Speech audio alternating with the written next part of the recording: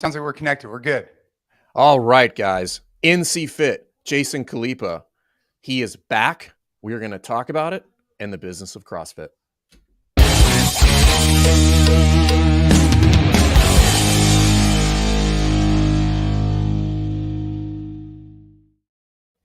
Hey, I've got this on my list to talk about, Fern, but I want to jump right into it.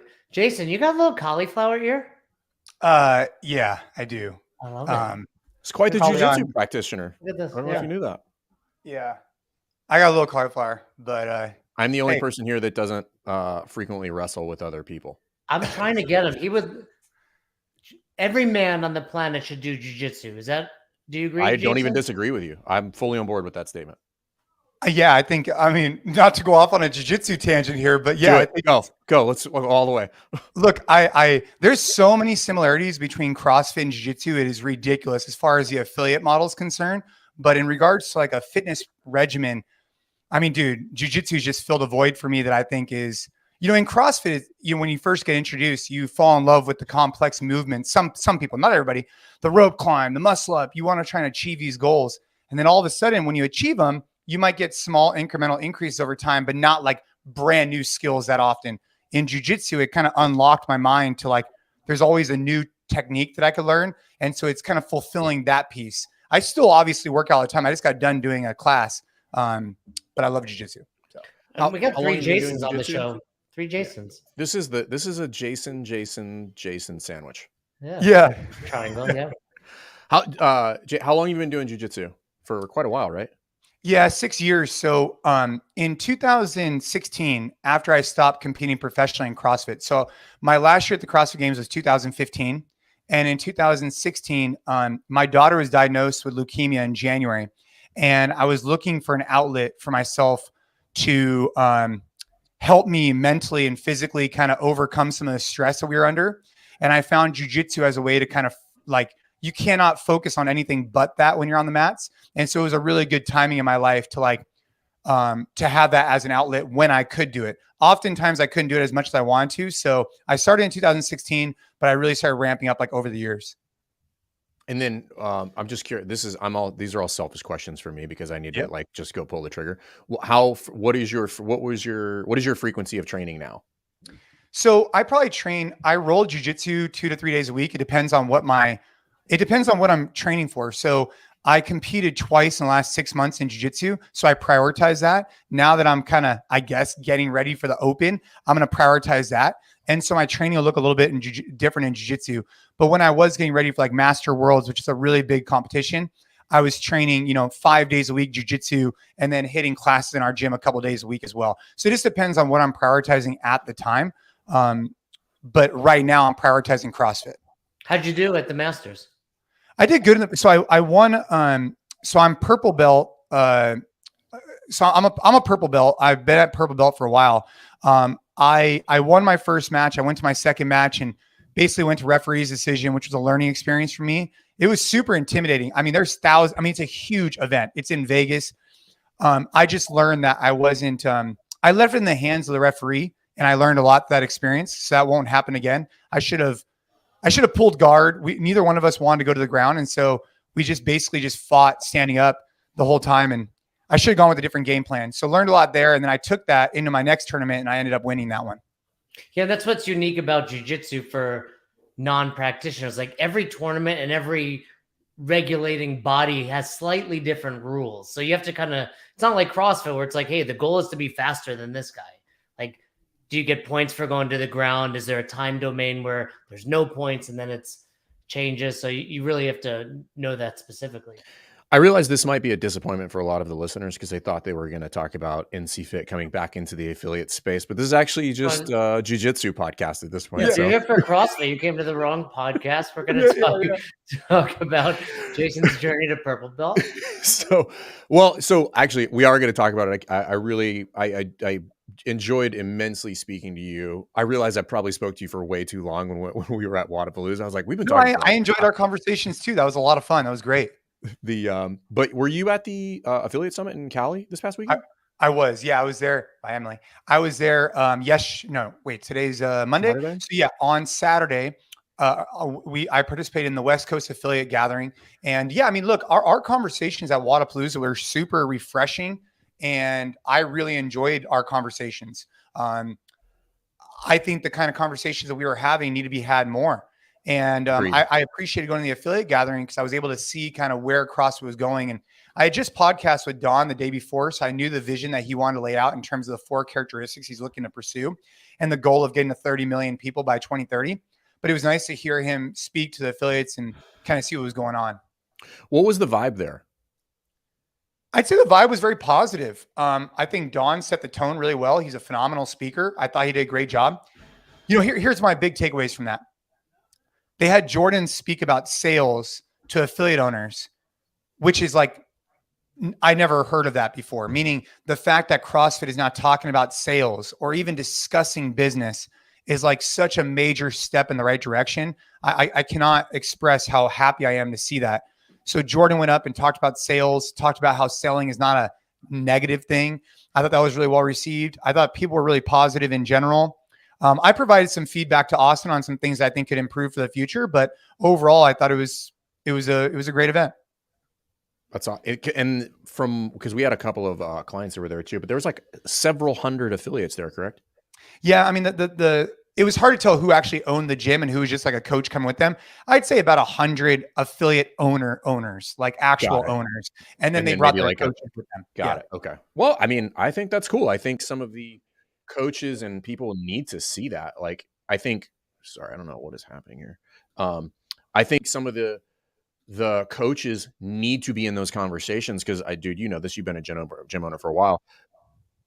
That is typically a friction point, which is like, hey, the business owner is trying to grow. He's trying to put in sound business practices and then potentially getting pushback from a head coach or a GM who's kind of still in the world of 2007, which we can get into. But I think they should be bringing coaches to that so the coaches can see behind the curtain and understand like what really needs to happen for the long-term health of affiliates. Yeah, I mean, for the long-term health of affiliates, I'm convinced of this. And talk about jiu-jitsu, and then I'll move on. But talking about jiu-jitsu, I see a lot of similarities in terms of the model. So I've been to a lot of jiu-jitsu gyms. Jason, I'm sure you've been to quite a few. And very similar to CrossFit, you go into one, you might have a completely different experience than somewhere else. And it's actually to the detriment of the overall community. You go to one jiu-jitsu gym. I've probably been to, I don't know, 30 jiu-jitsu gyms. I've probably been 1,000 CrossFits, but out of the 30, there's big differences in terms of the way they do their warm-up, in terms of the way they introduce people. And the barrier to entry for jiu-jitsu, I think, is even bigger than the barrier to entry for CrossFit. And when someone comes in, they have one poor experience. They're never going back into jiu-jitsu ever. And that same thing applies for CrossFit. And so I think as an industry, we need to start having these conversations on how to enhance the product on the floor and then also the business acumen so we can start paying our coaches premiums so we can start having professional coaches on the floor to rise the entire tides. And I think that's ultimately where CrossFit's at right now, which is really exciting. And so let me ask you, Jason, because I agree with you, especially at the beginner level. Because I was thinking about it as you're saying, like I moved to Colorado and I went to a couple of schools and I knew what made a good school. Right. So it made it really easy to make that. Like I showed up and the guy started on time. The instructor rolled with me first, which I can tell was like, how's this guy roll? Is he a spaz or whatnot? And so I knew what I was looking for. So I think there's a tipping point where when you're in it long enough, you accept these are all like 10th Planet is different than Gracie, which is different than this. But that also can help you make your decision. Yeah, I think so too. So the key is educating people that all of these affiliates are different and it's okay to figure out which one suits your needs. But you're also saying we all need to just level up in general. We have to. I mean, I'll tell you right now, you walk in and you have a poor experience at a CrossFit gym, you're going to go tell 3 friends that CrossFit sucks, just like jiu-jitsu. But if you go in, you have a phenomenal experience, someone who cares, someone who starts on time, doesn't just play the music or whatever, the place is clean, etc. You're going to go tell 3 friends about how awesome CrossFit is. And if we could do that on a magnifying scale across thousands and thousands of affiliates, that's how you go from 3 million people doing CrossFit to 30 million people. And I'm convinced of that. And, I'm at a place in my life where I want to be a part of that growth. I want to be a part of that. I want to be a part of that. I want to be a part of that solution, meaning I want to be able to introduce more people to CrossFit in a positive way. and share practices that we've used at our gyms to help us, I believe, do that with as many owners as possible and not be on the sideline. I want to be in the game, with everybody else. Well, and that was really what I was like excited me about our conversation, because we talked a lot about business stuff like that. But when you kind of shared like you're making the decision to reaffiliate just for you personally, for no other reason, just like, this is where I would like to go with all of this. Yeah. I mean, I think, on the one hand, obviously, like we spoke about, it's a highly personal decision for me. I have been a part of the CrossFit community for years. I've taught seminars. I've won the CrossFit Games. I've been as deep as you can into it.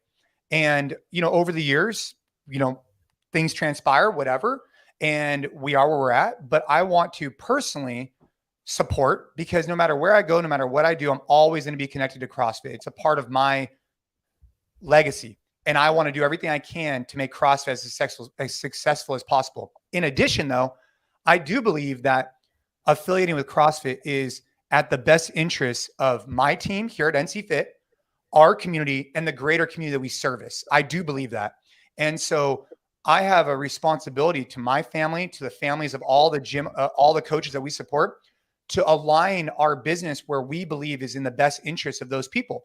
And prior, I didn't necessarily feel that way. Now I do, especially Don, being a member of our gym for so many years. I believe in his leadership and where he wants to go.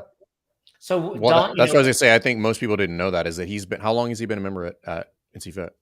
8 years. Yeah. When he first became CEO, I did not, try and publicize that. I did not want to put him on blast, or that was not my intention. Yeah. And I didn't want to like boast, like, oh, look at him.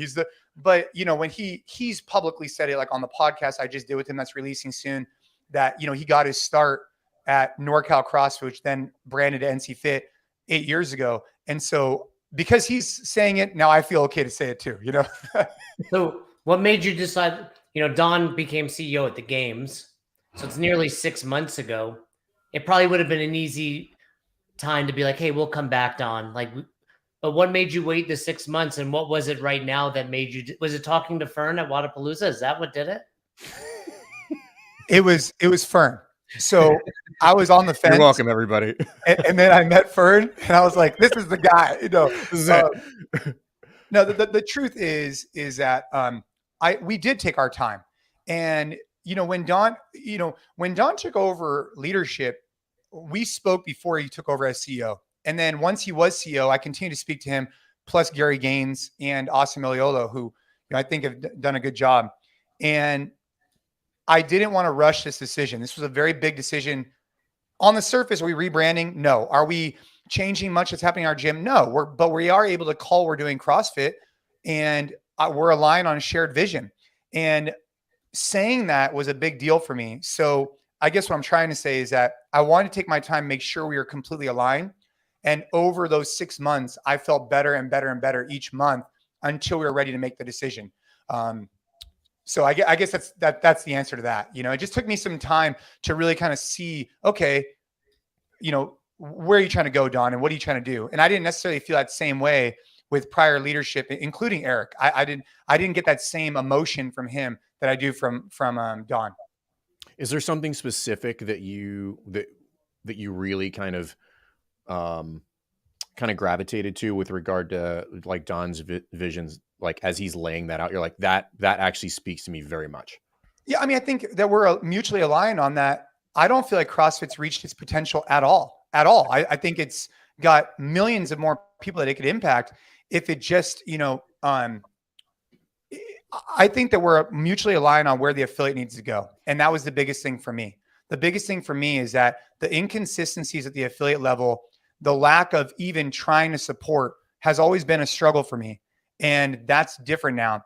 And the idea that talking about money or talking about sales or talking about profitability was a bad thing, I think that was to detriment of the CrossFit community. I'm glad that we could reshape the future. And I think that there are going to be some affiliates who don't necessarily align with what CrossFit's going to do today. But I think that's actually a good thing, because we want to be able to set this up the next 10, 20, 50 years to come. And we need people who want to treat it like a business, who are operating businesses that also are passionate and love CrossFit. But they have to be both of those things. I think that's important. I think that's the big rub, and we talked about this, and the money thing has always been a bit of a like perplexing to me as well. And I agree with you. It's just like technique and intensity. That's the way we look at it. I look at everything through kind of like the level 1 trainer guy, which is like, hey, you want to be a sound business, but I also want to be like really passionate and good at my craft. And if I can match those two things, I mean, you're talking about like rocket fuel. And I think we've bounced back and forth and the pendulum has swung so many different directions. There's like, hey, money's the devil. Just be good at training and be benevolent. And it's just like, well, and then you kind of swing the other direction. It's like, hey, it's just about sales. We can have shitty training. It's totally fine. I'm like, well, that's equally as bad. You know, neither one of those is going to get you to the desired outcome. And then when you talk about like where the affiliates need to go, like what do you see as like a top-notch affiliate? Like, just if you were to kind of like describe it. I think that this idea that you're impacting members' lives is important, but how many lives becomes a really big key component.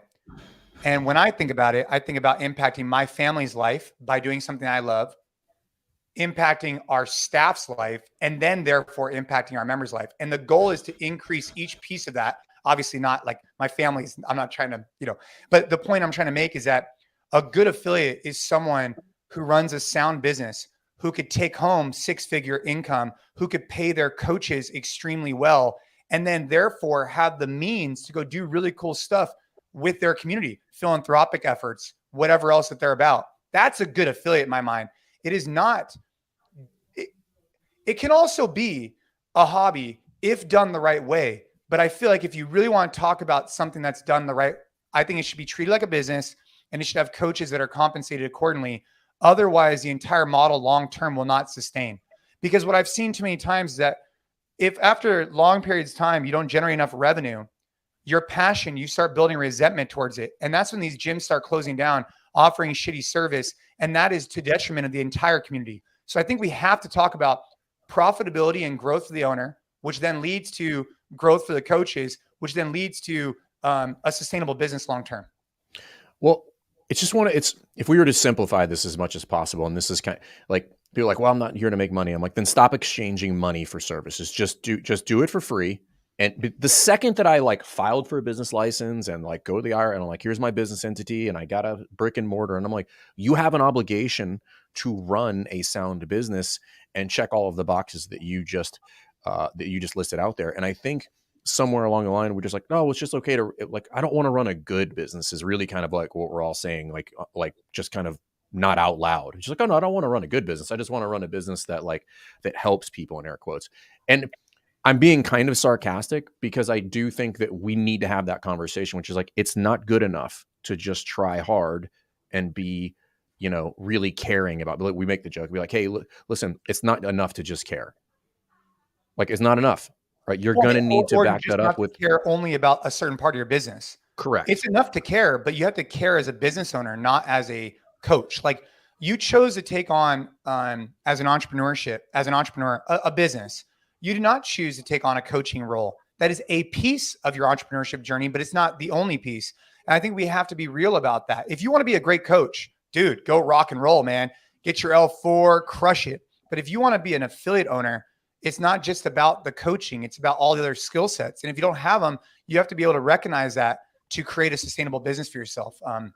I'm really big on this, man. And I think that the more we have these conversations, the better off it's going to be for the entire ecosystem, because we're going to create owners that care about the business and the product on the floor, which is, I think, going to help drive CrossFit forward for the next couple of decades. But we need people like you at the forefront. Like I've run multiple successful affiliates. Fern's box is currently crushing it. And people look at us as like outlier, like, oh, that's you. Like you sold for X, that's unusual. Or your box generates X, that's unusual. But people like you that are showing, look, not only do I believe in this, I'm doing it.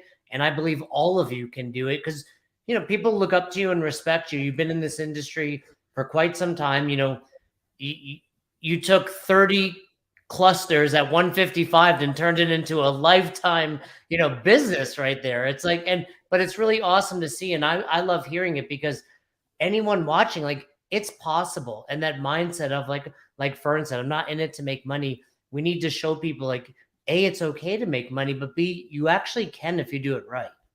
Yeah, you can. And I'd like to start sharing more of that. Like I'm in a gym right now that, hit a class capacity at 18 people on one side and has 7 people at open gym on the other side. I'm literally in it right now. I just finished testing a workout for the NC Fit Collective, and that is possible. And we just have to, especially coming out of COVID, people are craving in brick and mortar. People are craving in person, but it doesn't happen overnight. It starts with your culture from the top down, but you could run a successful gym and you can make good living. But you have to treat it as so. And this idea, one of the things I want to talk to you guys about is like, I met 3 owners at Wadapalooza alone who took over their affiliate because they didn't want it to go away, but not because they wanted to run it like a business, just because they didn't want to see their community go apart. And the problem I have with that is that each one of these people had somewhere between 50 and 100 members, but they also had other full-time jobs.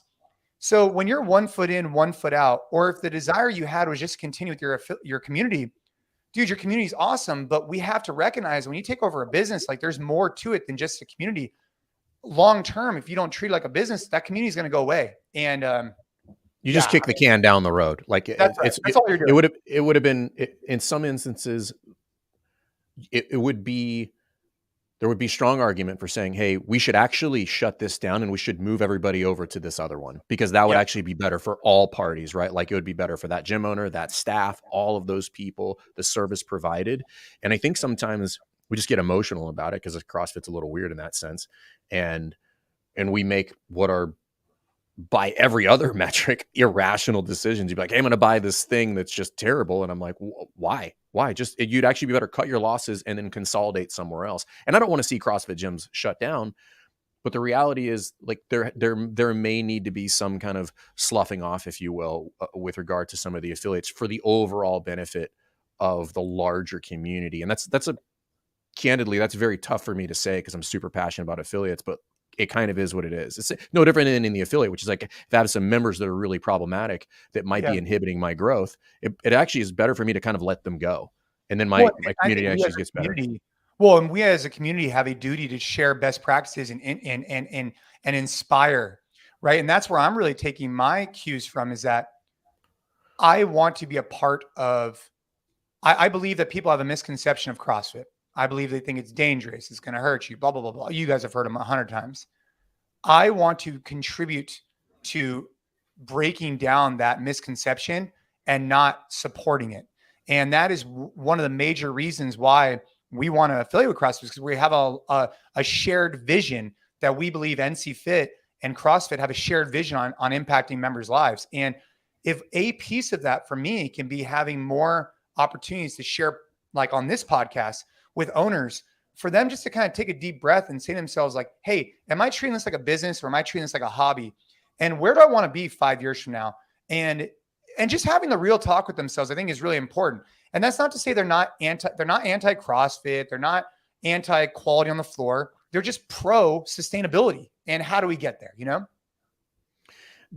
I wanted to kind of bring it up because I would be curious to hear Jay's thoughts on it, but I kind of voiced to you, we were talking about the money thing, and I agree with you. We should talk about it more because it's kind of the crux of all of it, and you can't run a business without it. But I kind of explained to you, I'm like, where did this start? And I kind of want to put it in here on the podcast because I think where it started was, for those of you that don't remember, like Coach Glassman did a talk when he was talking about like, hey, if you pursue excellence rather than the money, then that would be the endeavor that you should be chasing. And what I think, because I think about this a lot, like why are the overwhelming amount of business owners in the CrossFit space averse to the conversation about money, like almost like to a visceral extent. And I think it stems from that. And I think there was something unintentional, like his talk was spot on, but I think there was misinterpretation. And the misinterpretation, I think, was that he was saying that you should only pursue excellence and not money. Not that if by pursuing excellence, that would then give you money to then pursue excellence at a different level. And that's where I think there's kind of been, like, I would even call it like a weird mind virus. It's just like, they're just like, no, it's just excellence and no money. I'm like, well, you can't do them independently of each other, right? If you're going to run a business per se. Yeah. Right. And I think about that a lot. I'm like, how do we reframe that or kill that idea that it's excellence in the absence of all other things? Because that's just not realistic. Well, I think the way it started was the antithesis of the Globo gym, right? So you had the conventional gym, which I started at selling gym memberships, and it was all about monthly EFT, sales, manager special, you name it. I think CrossFit came out and was like, hey, we are not that, right? We're about coaching, we're about excellence, we're about community. And I think that there was like a polarized side each way, right? Like you're either in or you're out. And I think that over time, it's gotten better, but I still don't think it's good. I remember, it's so funny when I opened my second location for the first time. I just remember this guy. He sees me at a seminar I was teaching. He's like, hey man, I think he's like, how does it feel to sell out? And it just really bothered me. It like really got underneath my skin, because I'm like, dude, who's selling out? We're impacting hundreds of members or whatever it was at the time, having X amount of team members getting paid their full-time salary from this and able to contribute to charitable things that we believe in. So where's the problem here? I just didn't get it.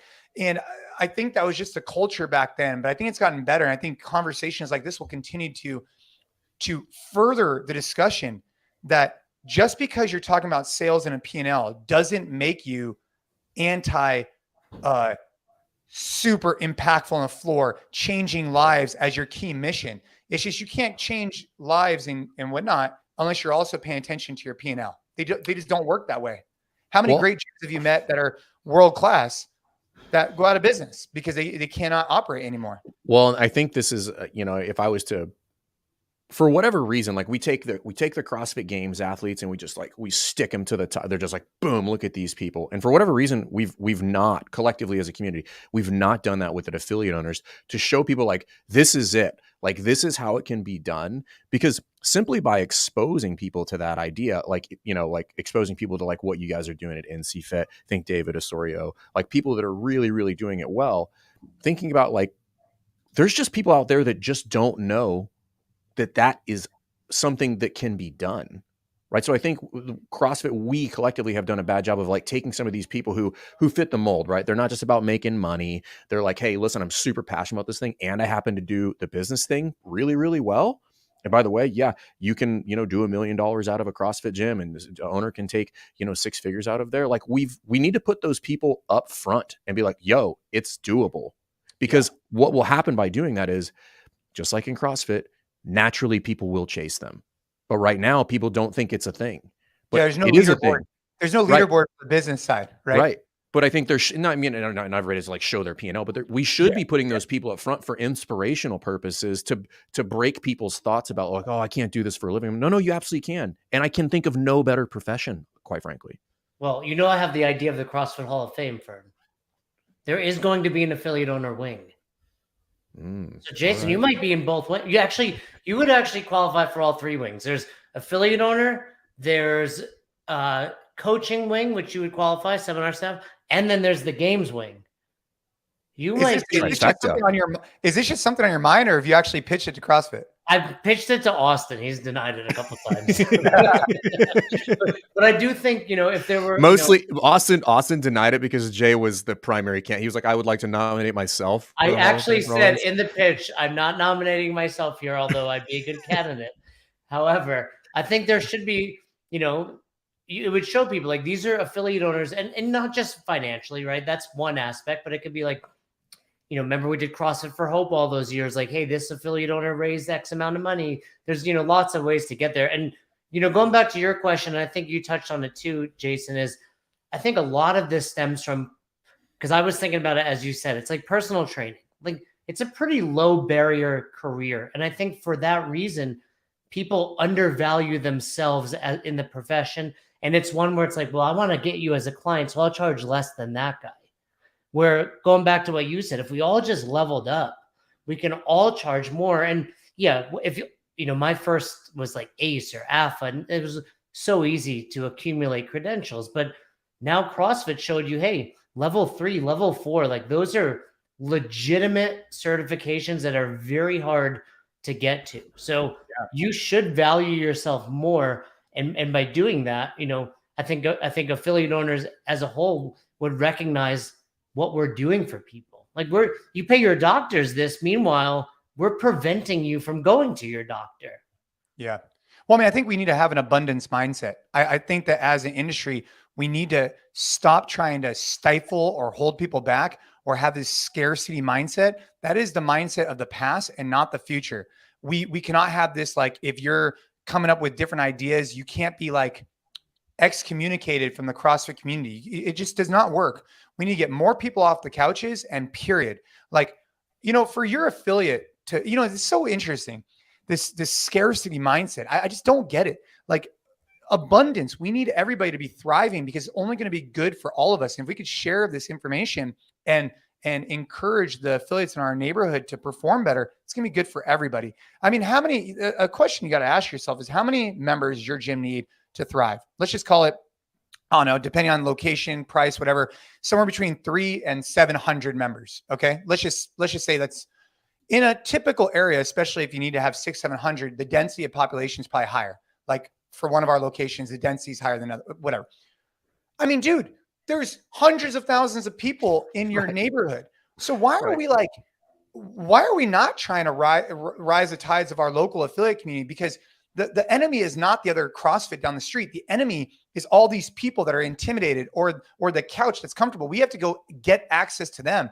And the only way we're going to do that is as an entire ecosystem, sharing best practices and encouraging each other to get better. And I'm a big believer in that. I think we've been there for the athletes. I think we've been there for the coaches. I don't think we've been there from a business perspective. I think it's been faux pas to talk about. Or I don't even know. Well, that's literally, I was just going to say, all of the things that everybody just like, this is the greatest, like, just like the community, the games, the training with the other athletes, like all of those things, there is an abrupt stop when you move into the business world. I'd be like, no, those things are not, all of those are bad now. We don't, they're bad. I'm like, why can't we just bring them over here? Like, if two CrossFit gyms within 2 miles of each other are crushing, and they say they have 200 members, well, that's 200 people in each facility that are probably going to tell many, many other people. And at which point those two CrossFit gyms should grow, right? There's, like you said, like there's no shortage there, but it is funny that all of the things that we're so proud of in the CrossFit community, they abruptly die when you move into the business aspect of this whole CrossFit thing. They're like, nope, none of those things are on the table anymore. And I'm like, it's just an interesting dynamic. I mean, here's a great thing for a gym owner to think about: the word virtuosity, right? Doing the common uncommonly well. Let's just say, right? Oh, we're all about virtuosity. Okay, I get it, right? You want to have a kick-ass squat. You want to be able to coach like a champ. I get it. Like, I just came back from that Saturday summit, and I was talking to Jesse Burdick about my deadlift position, and I'm like, dude, I want to improve my deadlift position. However, where does that conversation? Why does it stop with business? Like, I want to be uncommonly good at my front desk procedures, our coaching development platforms, our sales and marketing approach in terms of how we greet new members. And I want to be uncommonly good at those things. I want someone to come in and be like, dude, from the moment I came to the moment I left, every piece of that was uncommonly good, No, I agree with you. And that's where, and I love the fact that you're using those analogies, because like people in the CrossFit space get that. Yeah. Now, here's what I'll tell you. It's hard, right? Like, CrossFitters have no problem with physical pain, but sometimes the educational piece of that, I'm like, oh, those things are not fun, right? To like look through and workflow and be like, all right, I'm going to need to figure out how to make an ebook. And then like, I'm going to have to put this email together, and I need to evaluate this person on their sales console because they use the wrong verbiage. And I'm like, those things are not fun. Not fun and not immediately measurable. Like, your deadlift goes up 5 pounds. I see it. Right. But I think it's just like anything else. Like, I have taught myself to embrace those things, because I'm like, this will be fun when we start crushing it on sales, when we get to certain revenue marks and I can give the team a raise, when we can, expand what we're doing and buy more equipment or whatever we're going to do. And I'm like, all of those things are fun. And I just have to be dedicated. I'm like, listen, I'm going to have to learn and do some stuff that's not super fun, that's not sexy, and stand in front of this computer for 4 hours and do stuff that I don't want to do. It's like doing mobility, right? I don't want to do that. But if you want to go to the games, like, guess what? You got to do a little bit of stretching and foam rolling, Yeah. And the thing about business is it's not immediate gratification. That is difficult. It is 100%. And, something I ask myself all the time are we, am I doing the best I can today as a husband, father, business owner? Are we reaching our potential as a business? And if every day we make small strides to improve, like holding in my hand right now, is an employee survey. You probably can't see it. Yeah, I can An see it. employee, is an employee survey that we just got back. Dude, we had 24 people fill this out, which is not everybody, but 24, decent sample size. And we haven't put one of these out, I don't think ever. Like, that's a good example of an area where, man, why hadn't we thought about that? But you know what? Now we did, and we're going to be able to utilize this data for the future.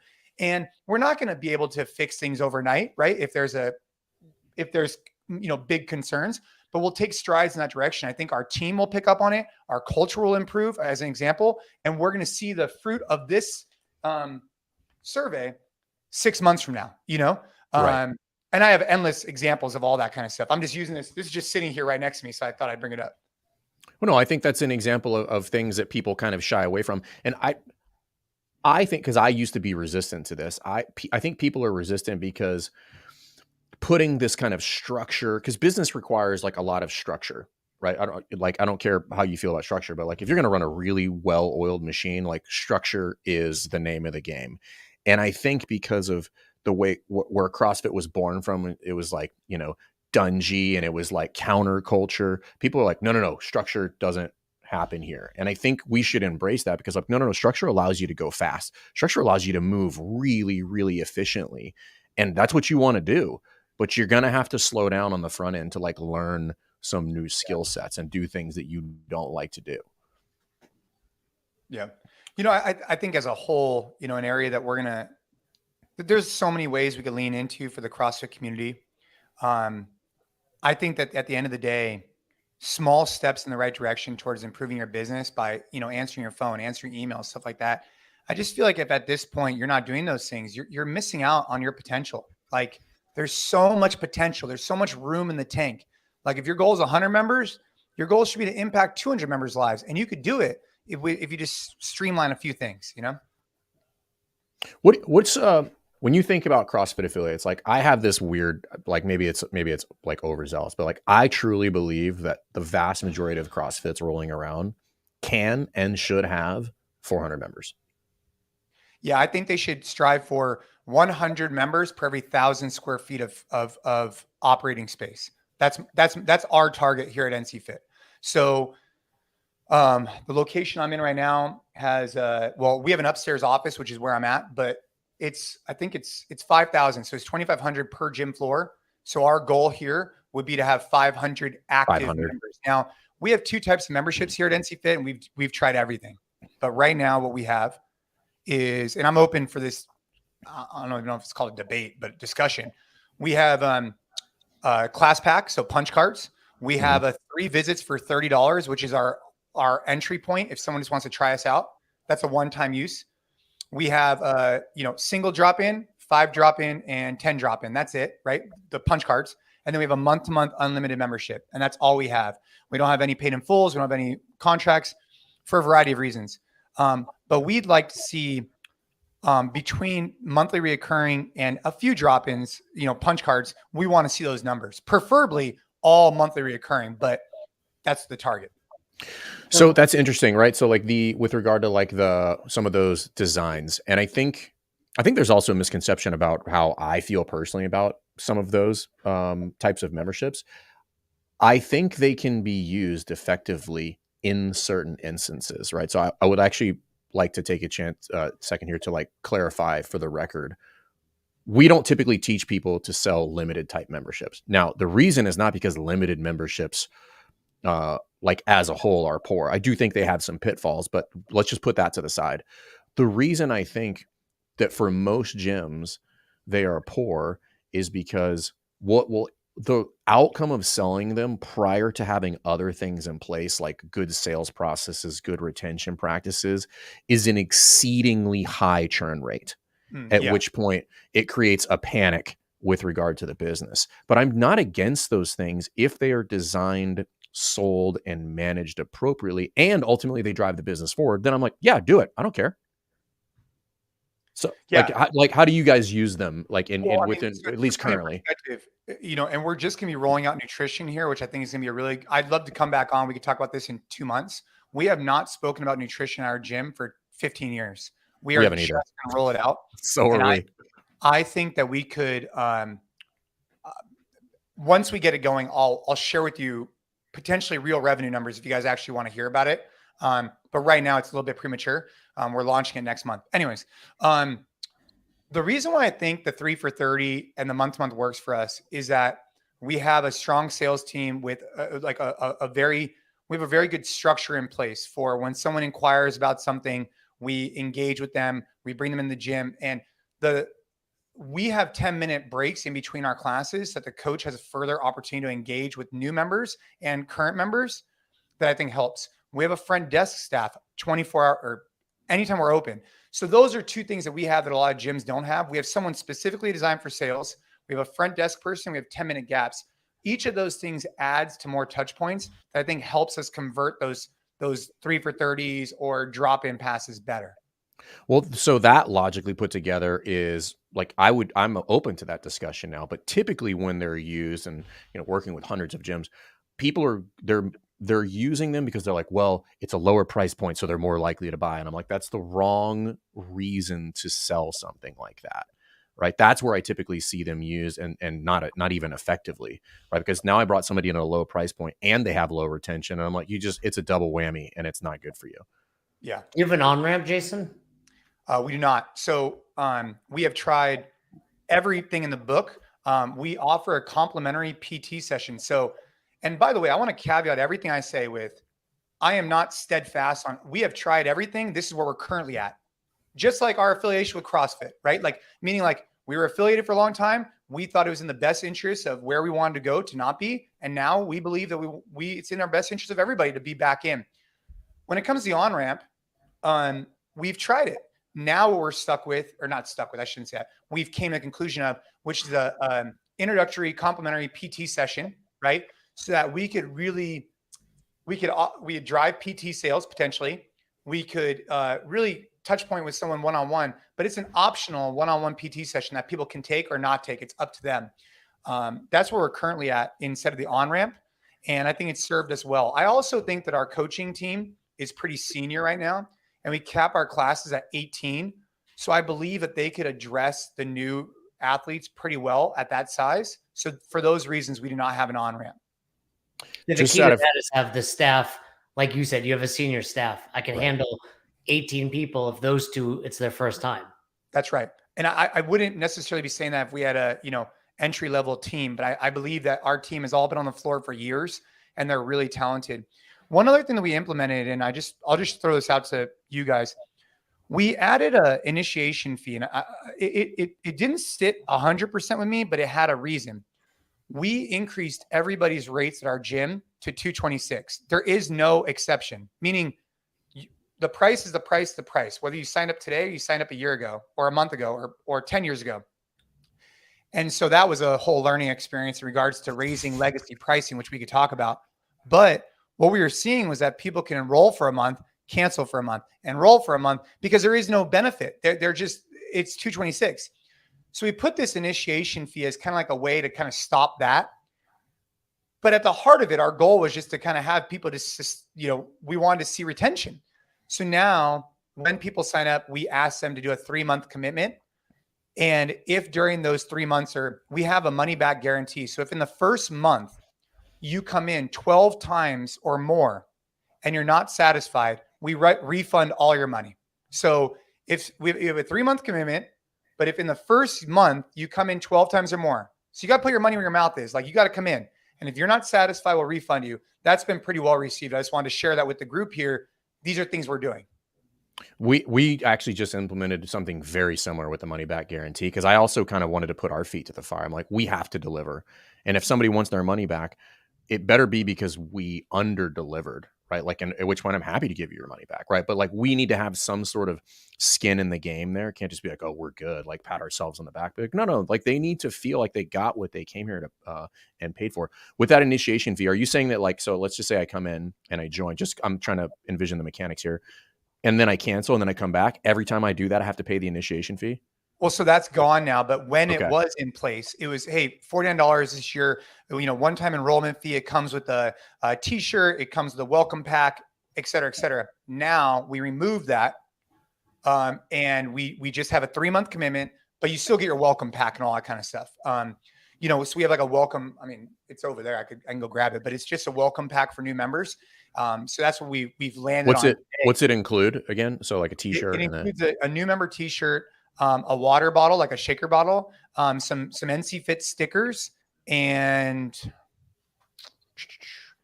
maybe a notebook. That's about it. Okay. It's just a really like custom box to let them feel the love, like welcome. We're trying to build fans. We want people wearing our merchandise. We want them to be ingrained. Yeah, we have something very similar, and I think there's a misconception that cost-wise, like you got to do some homework here, but you could get away with that whole box for probably under $25. That's right. You can. And, if your average lifetime value of a member is, let's just say $1,000, whatever it is, right? It's worth it for you to spend the 25 to have them feel deeper ingrained in your community earlier on. And there's ways to pass that cost off, by the way. Like if you're doing an onboarding, like factor that cost into how you do all of that. Like thinking business-wise, like you shouldn't just eat at the cost. Get a sponsor from a local coffee shop that's willing to do it and throw in a coffee coupon in there and they get more clients. Yeah. Let me ask you this real quick. Sorry. How often we get this question a lot, right? And just thinking about affiliate owners in general. And because I'm very curious, I have an idea, but like how often are you meeting or working with your staff on any aspect? So not just coaching, but on the business side of the affiliate as well. So we have, the easy answer is every day, but the real answer. That's what I thought you were going to say. Yeah. So we have Monday morning meetings with our staff that works across the organization. So we have our designers on there, our corporate wellness on there, our brick and mortar on there, our digital side on there. And we go over in our Monday meetings, what are our goals and intentions for the week? What is our focus for this week every Monday? We have leadership meetings once a week, which is with a few of us to discuss high level things that the business is going on. Those are reoccurring weekly meetings that happen every single week. I have a once a week meeting to review the final programming before it goes out for the NC Fit Collective. So the way that we do this for the collective is that we have a group of people that create like the 1 year, quarterly, monthly plan, whatever. Then we do a week's worth of programming. After that week's worth of programming is reviewed, it's then reviewed, it's created, it's reviewed with 4 people. After it's reviewed, I review it one more time with one person in a set aside meeting each week. And then after that, we go test each workout. We curate a session plan, and then we go film the videos. It's super in-depth. So every week I have those reoccurring. Plus I have a new reoccurring meeting that I'm just adding, which is with a business coach of mine, like a mindset business coach. It's something that I am just starting.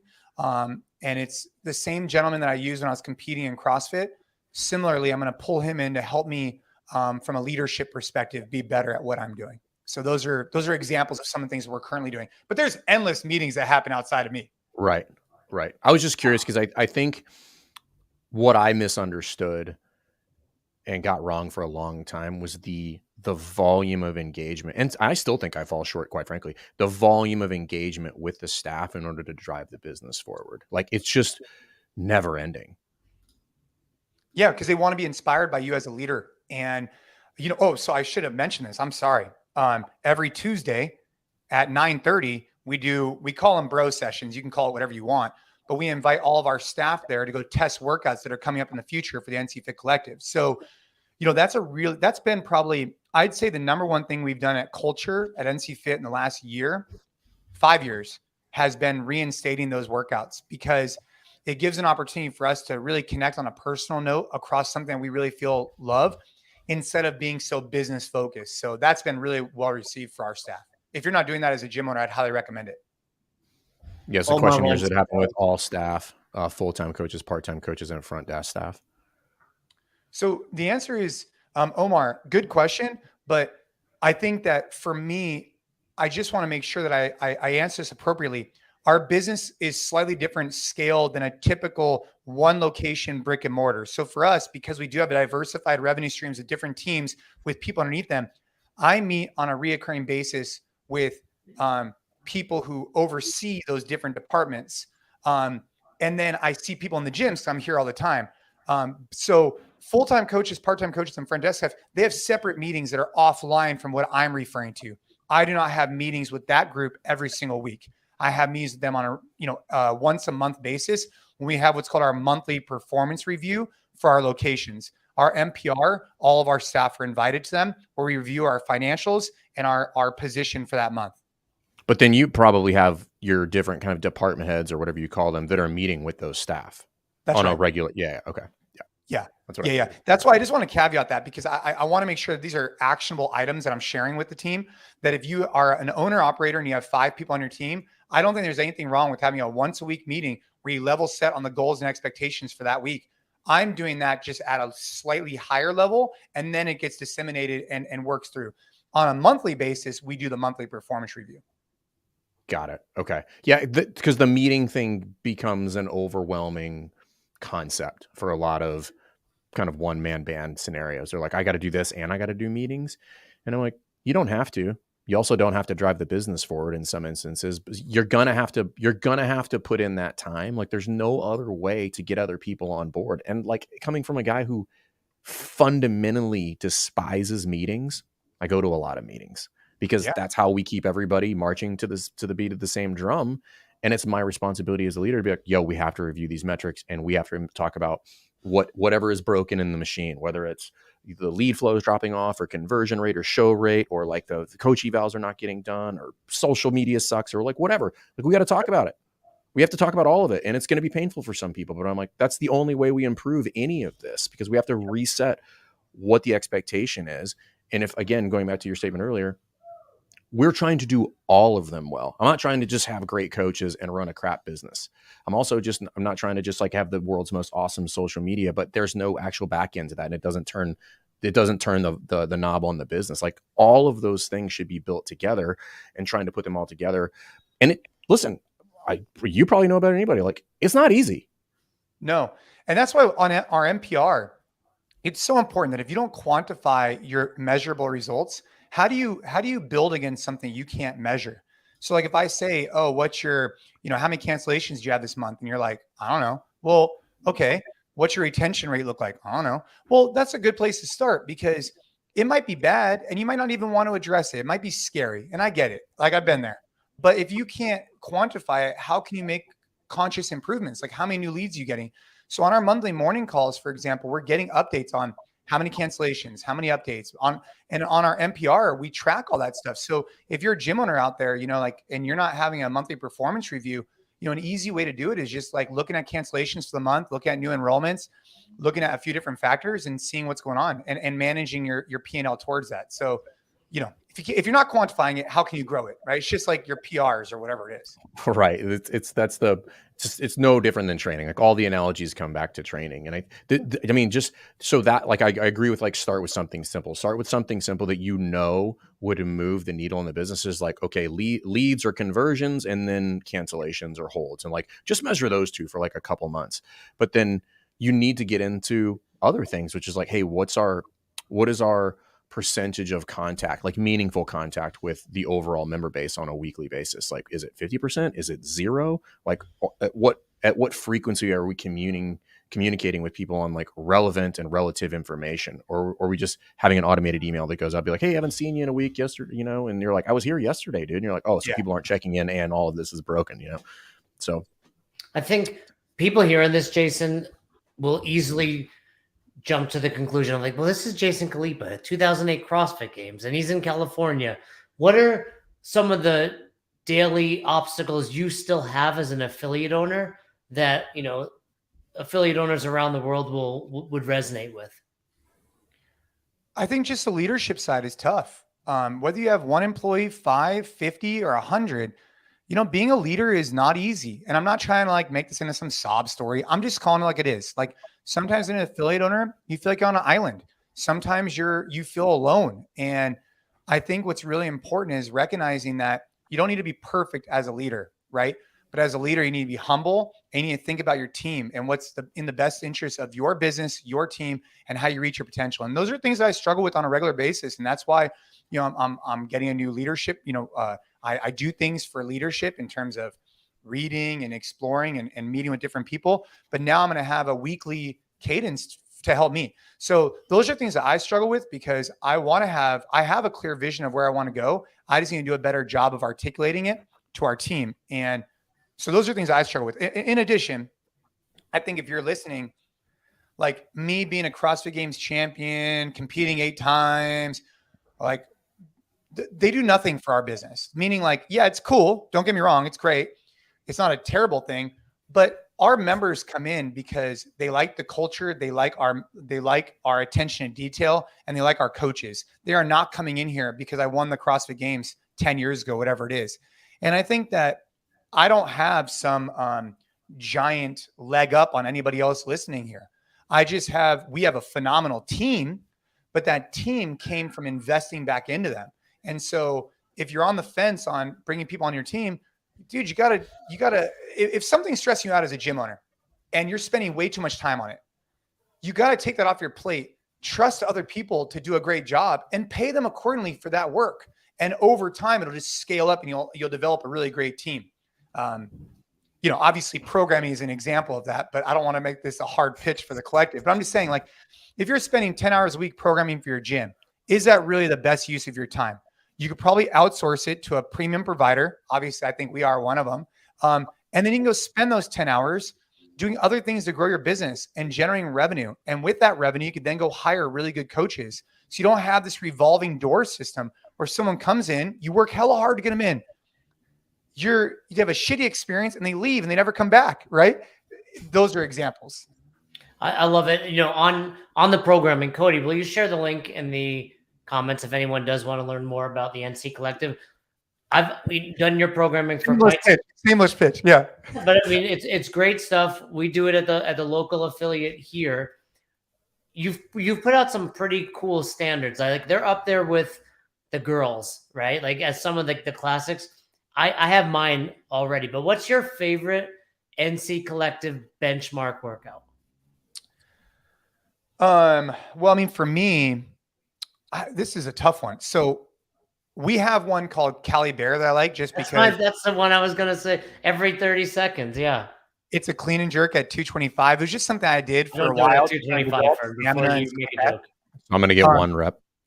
But I think my favorite, like, this is going to sound like super biased, obviously, but every year I do a workout for my daughter for her birthday. And that's probably my favorite. We turn into a 21-minute AMRAP, but it's really supposed to be around for every year she's born. And so, but a 21-minute AMRAP, I thought it's great. It's called AVA. It's 400-meter run, 21 ground overhead at 95 pounds. And it's supposed to be at around per year she's born. But for the affiliate model, it's 21-minute AMRAP. That's cool. Yeah, Cali Bear is one of my go-to standards, but I'm just like, I don't, and I'm working towards 225, but it's cool because now I see, like, can I get up there? Like, can I approach that number? So it's a really fun one for me. I like it. I need to show you guys our app. Our new app just dropped in January. It's pretty awesome. Cody, can you pull that up? While you're doing that, I want to pull these two questions up here, Jason, if I can, or actually pull up this one. So, because this is something that comes up quite a bit. So this is from Austin. How do you incentivize coaches converting more people to memberships? And it says because the pay is way worse at CrossFit than Orange Theory. So, like, could you address that in some way, shape, or form if you're comfortable with it? I mean, I think that's a fundamental.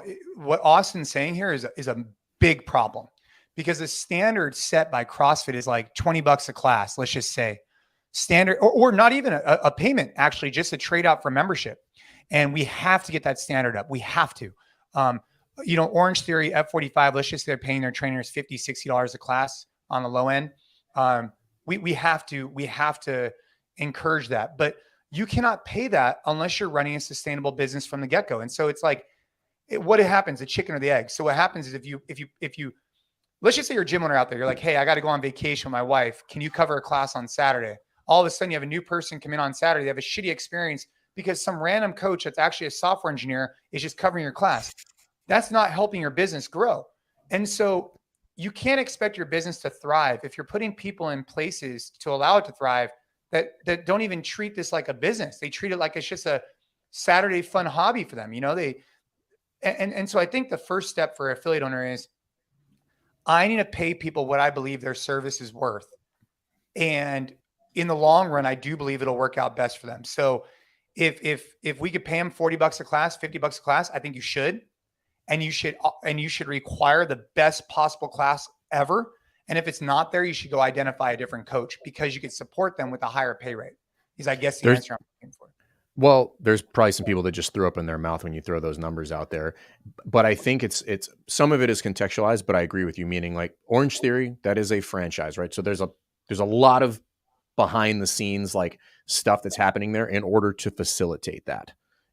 Paying. But the takeaway there is not that Orange Theory is bad or that franchises are bad. The takeaway there is that structure and somebody who's treating an entity like a business is how you pay somebody $50 to $60 per hour. Dude, so I'm sorry. I could keep talking to you guys for hours about this because here's just think about this on a high level, right? If you if you are someone who's interested in fitness, you're super passionate about fitness. Let's just say you found CrossFit, Orange Theory, and F45 at the same time. Let's just say, and you prefer CrossFit.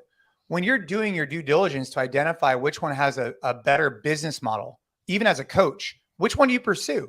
Well, there's data out there on OTF, F45. We need to get the data out there for CrossFit to show people that with a low barrier to entry and with a minimal investment, they could generate X amount of revenue and as a coach, make X amount. Said this way, when you have people that are actually interested from a business side, not just passion and CrossFit changed my life, but there's actually a business side from the get-go. Super important to me to be able to show that trajectory. And I think the first step is we have to get the data and then share the data and be real about the data. Because I imagine some of it isn't very awesome right now. Well, no, it's probably not. I mean, I could just speak to my own, history as a box owner. Like the vast majority of it is hot garbage, right? I was just like, I was doing it part-time. I didn't know what I was doing. And then you slowly start to figure it out of necessity, mind you. I ran it part-time for 7-8 years probably. And then I'm like, if I'm going to really scale this up and I'm going to make it something, I'm going to have to start treating it very differently, like with regard to the expectation on the floor, how I treat my members, all that stuff. And I think it's okay. I think we should also, it's okay if things are not going well. Like in some instances, like how else would they go, all things considered? Like they would only go poor. If you've made it out at this point, it was surely due to sheer will, quite frankly. Yeah. Right. Like, and I think it's okay. But if we start having that conversation, I think people would be more open to like, okay, cool. I'm not doing it well. How could I do it better? Because that conversation is not happening enough. Yeah, and Austin, to feeding, you wrote, I haven't seen any CrossFit gym where I can make what I make at OTF, and you could be right. I mean, I could have this conversation with you offline and share with you a few of the things over here. I'm more than happy to share that with you. But for example, our team, now our business is a little bit different, but the way we build it up is that a full-time coach is anything that's 30 hours a week or more. And with 30 hours a week or more, you get 401k, you get health benefits, you get all that kind of stuff. And we break that down to 20 hours of coaching, more or less, plus some administrative side. That could be writing session plans and briefs for the collective or working the front desk. That's the way we do it. That's a example of the way we do it. We also have some other people that do different things. But like, those are things that I think a CrossFit gym could get to over time as far as like compensation structure. If you're working with the owner to try and figure out a sustainable model long-term. So I do think it's possible. It's just a little bit of a different model than OTF and others, where maybe they're more like a coach comes in, gets paid 50, 60, 70 bucks a class, boom, they're out. This one's a little bit more of like a full-time gig, I think. Yeah. And that's where I was going to go with that is like, sometimes you have to, particularly when things are tight, you have to get a little bit more creative with how you design pay structures. But those are like these, when Nick is just like, hey, I've never seen close to 50, 35 is the highest I've ever had. That if you're just talking about just class, but if you're talking about like overall compensation, those that's not hard to do. Now, let me reverse that statement. It can be hard to do. It's not complex is what I would tell you.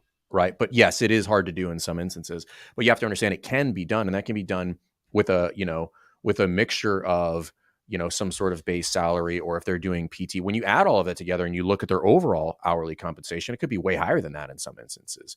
But it is doable. And those are the conversations that we need to have, because if we want the overall, because I forget who I was talking to about this, somebody at HQ, and they're like, well, how do we grow affiliates? I'm like, number one, or so how do we grow the greater CrossFit community? And I'm like, number one, first and foremost, affiliates have to grow. Right. If you can't do that, everything else is off the table. It literally doesn't matter, right? Affiliates first.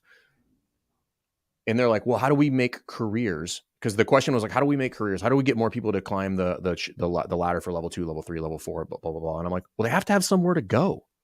Like, you cannot get people to climb this ladder if there is no outcome for this. Like, it's a non-starter, right? So if we want people to climb this credential ladder and they want to be seen as the best in the business, they have to have somewhere to go, which means the forefront of that, all roads need to go like, how do we get affiliates to do things better so that they're more successful, so they can provide more opportunity and they can reach more people?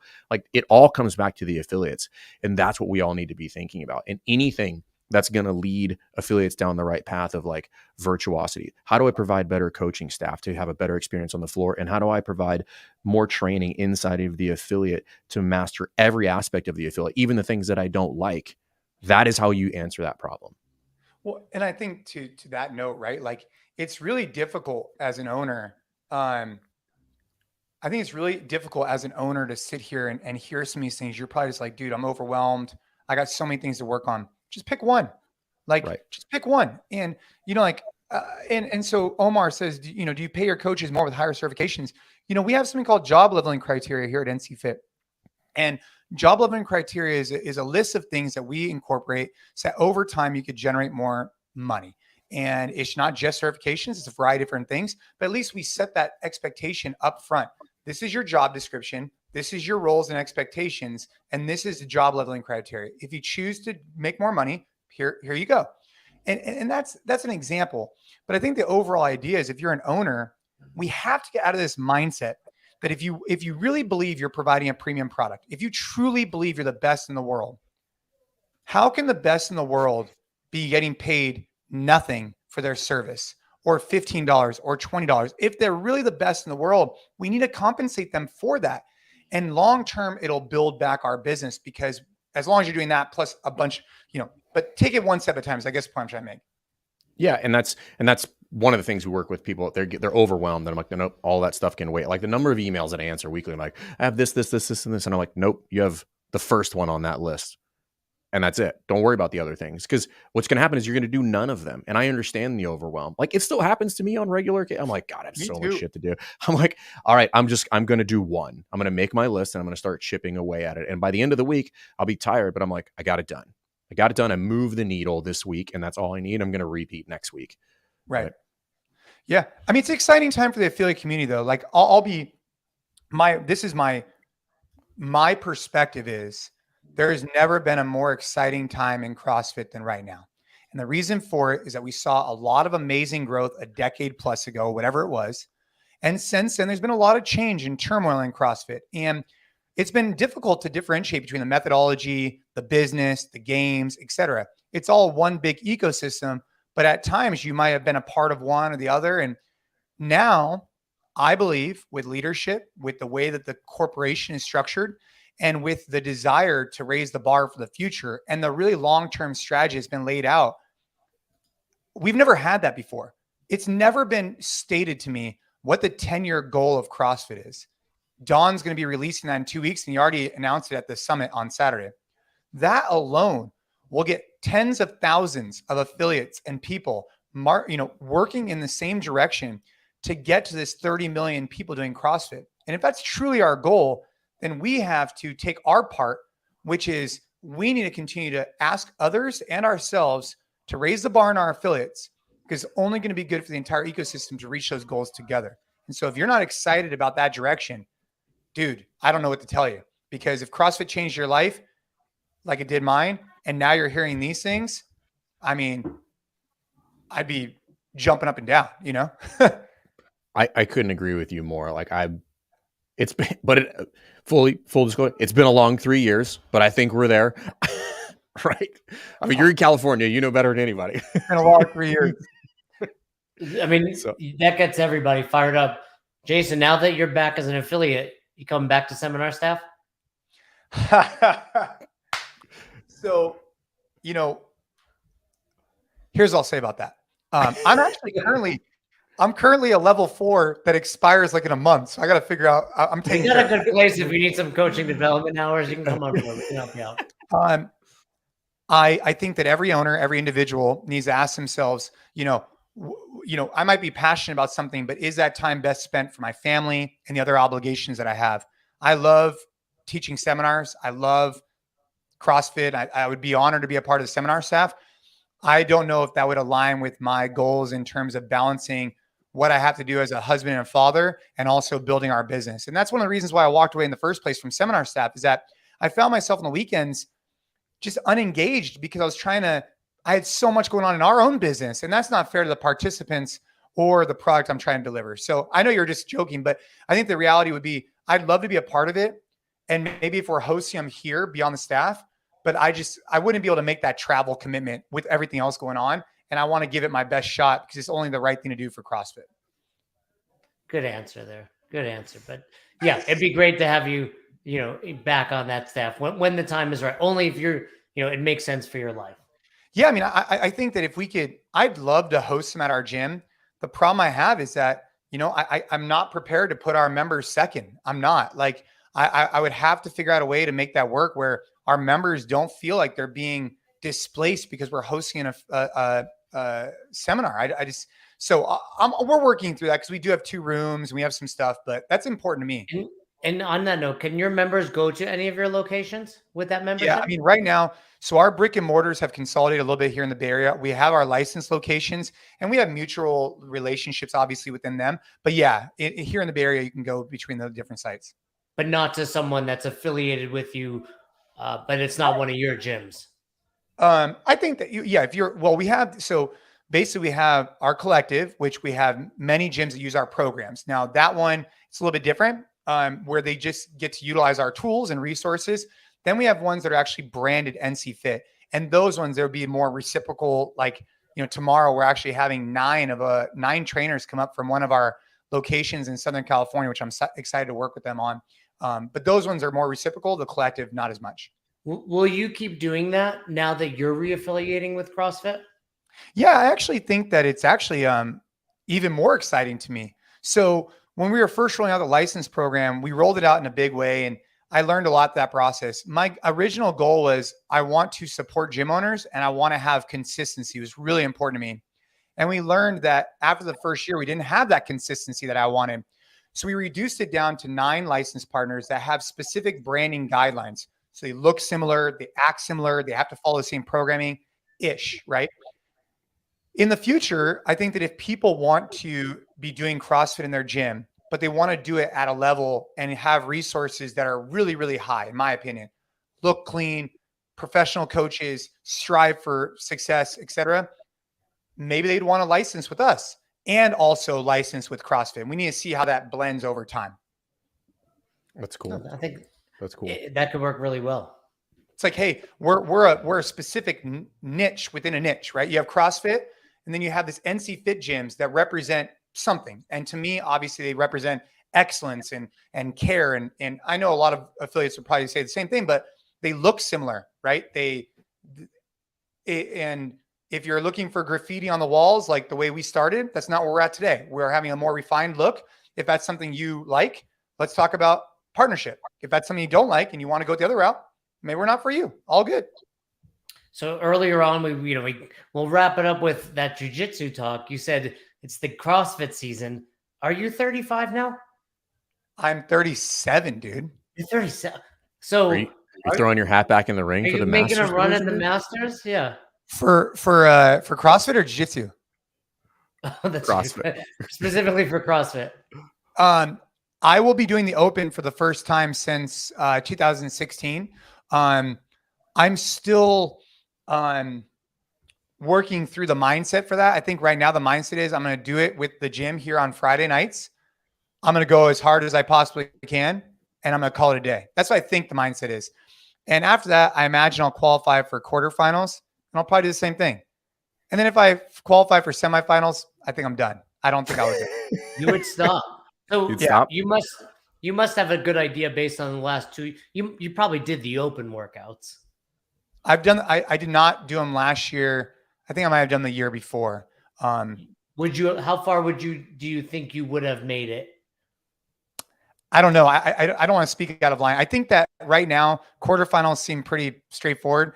Qualifying for semifinals, there's just certain things I just haven't put in much time in. Like I don't do, super heavy Ollie lifts. I lift moderate, but I lift, a lot.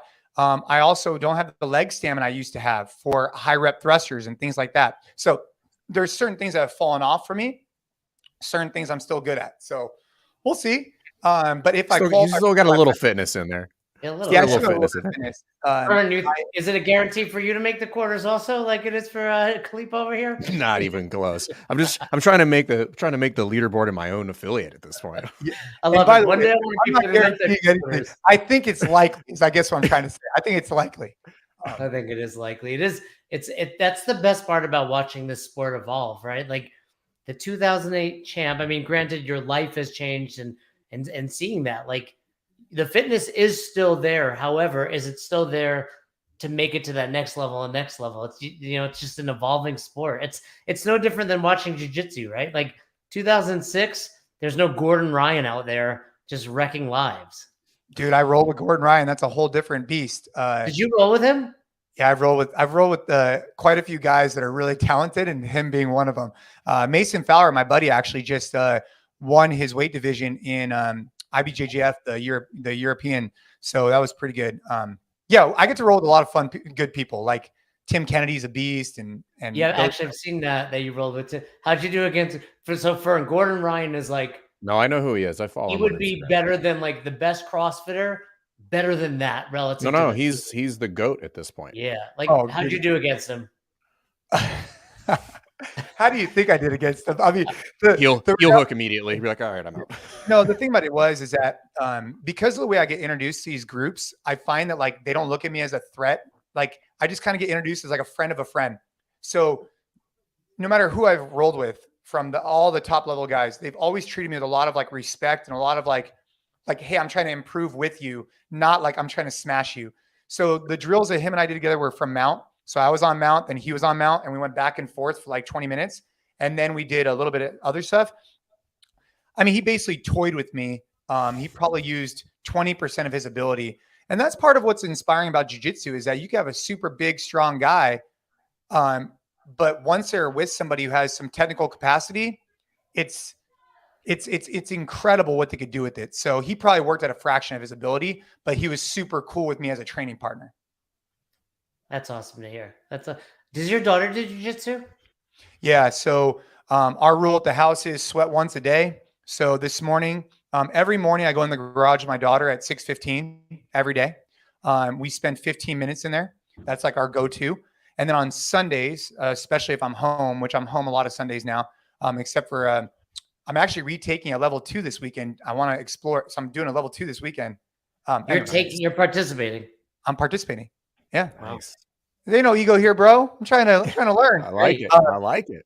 But on Sundays, I try and do self-defense Sundays. And we spend about an hour or two in the garage working specific self-defense stuff. Because she's 11 going on 12. She's becoming more of like, she's becoming a woman, right? And it's really important to me. So I do it with both the kids. We do stand-up and jiu-jitsu. That's awesome. That's cool. That's really cool. Well, dude, this has been fantastic. Yeah, I'm excited to see you back. I just want to let you know, I think it's cool to see somebody like you be able to kind of like change their mind, because I don't think changing people's minds is something we see very often. And I think it's just cool to see, for whatever reason, doesn't even matter, but like having the humility or whatever, or just the introspection, be like, nope, I changed my thoughts on this. And I think I'm going to move back this other direction. I want to commend you on that, because I think it's really cool to see. And I think a lot of people should take notes on that. Dude, I appreciate that. I finished out the podcast we did with Dawn that's releasing on Wednesday. Well, it depends when this is. Well, no, this is live. This is live, yeah. This is it. This is the first one. Yeah. And I finished it off just like kind of giving gym owners like some space to say like, hey, if you're feeling a certain way and if you want to realign with CrossFit, like you should have your mission, your vision, your core, values, and what you want to do as a company, right? Let's just say whatever your gym is called. But if you believe that aligning with CrossFit, for me, it's a bigger thing because I also want to help other affiliates. But if you believe aligning with CrossFit is in the best interest of your family, and the people that you are responsible for, right? Your membership, your growth, your potential. If you believe it's in the best interest and you're not doing it because of whatever reason, just take a deep breath and maybe that is the right choice. Because, Fern, to your point, changing course is okay in business, and it's actually really important.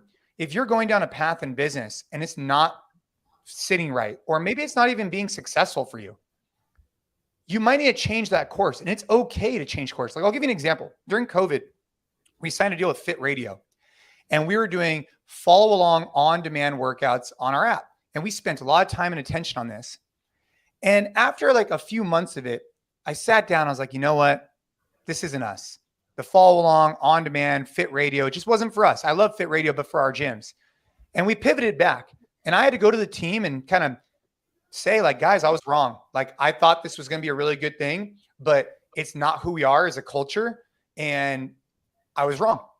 We're going in this direction. And I think that that's important as a gym owner to be able to do that, because you're not always going to be right.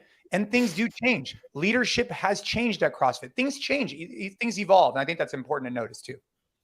I think that's cool. And I appreciate it. I appreciate seeing it. And I appreciate somebody of your caliber, just not just as a person, but like in the space generally. I think it's cool to see. And I think it speaks volumes to where things are going and kind of the way ahead. So, from me to you, like, I appreciate it. It's cool to see you back in the space. And I think everybody else should be excited because there's a lot of cool stuff coming down the pipe. Great. Thank you. We will have you back on when you launch that nutrition. We definitely want to hear more about that. Oh, dude, I think that the nutrition could be, we could talk offline about like revenue numbers, but I think that we could show a tangible increase in revenue, and more important than the revenue, the retention from members, because a lot of people that come in, they want to see physical results. And that's an area that we have lacked for years, and shame on us, right? Because nutrition is such an important piece of seeing those physical results that are typically going to be about weight loss. So if we can get them thinking about that early on, I think it'll help our retention, our average check-in, our longevity, and the amount of people that they tell about how awesome we are.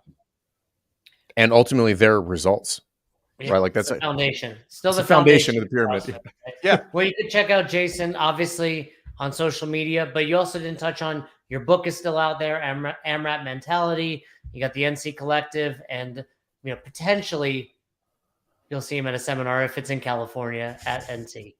Yeah. I would just say that if you're a gym owner out there and, obviously follow us online at nc.fit, at Jason Khalipa, but also check out the NC Fit Collective. I think what we're doing is really special. We have a full team that's in charge of it. And what I'd leave you with is that our gyms are predicated on it. Like, we own and operate gyms. So if they are not doing well, our programming is an issue. That's a big issue. So if it's not working for us, we make adjustments. Love it. Well, thanks for coming on, Jason. We appreciate it. Thank you.